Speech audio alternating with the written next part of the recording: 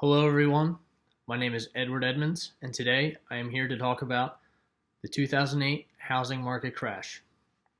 During the second half of 2008, more than half of Americans were directly affected by the crash of the housing market. Many people soon found themselves in debt and without jobs. This ultimately paralyzed the United States economy and everyone underneath it. To this day, many are still recovering from this tragic event that occurred. During the late 1990s, the Federal National Mortgage Association got greedy and more money hungry than ever before. Due to the housing market being so big, the government decided to take advantage, leaving most Americans between a rock and a hard place. The Federal National Mortgage Association wanted to make an effort towards giving Americans the opportunity to buy homes for themselves, even though they did not have the money to do so.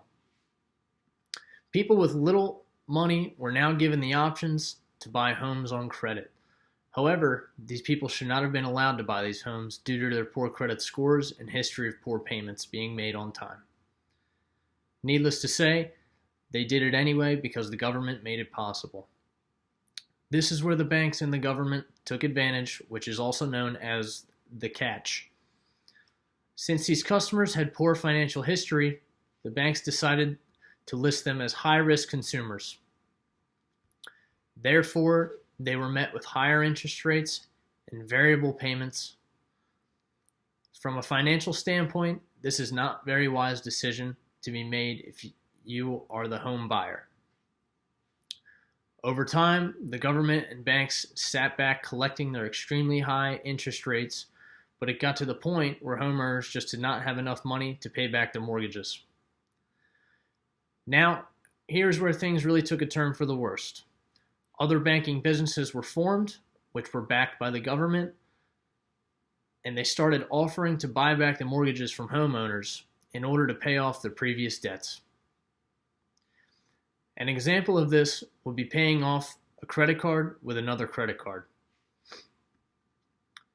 Years had passed, and now we were into the 2000s. Americans were not spending money like they once used to because of the simple fact that they did not have any money to spend. They were tied up with mortgages and declaring bankruptcy. No one is buying houses, no one is buying anything.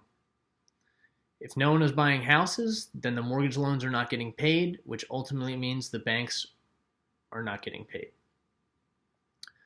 So fast forward to December 2008, the bubble had finally burst, the banks had no money, and the stock market had completely crashed. In return, the domino effect begins. Homes were foreclosed, jobs were lost, the market was in ruin. The 2008 housing market crash was the greatest financial crisis that has ever happened to the American economy. Thank you very much.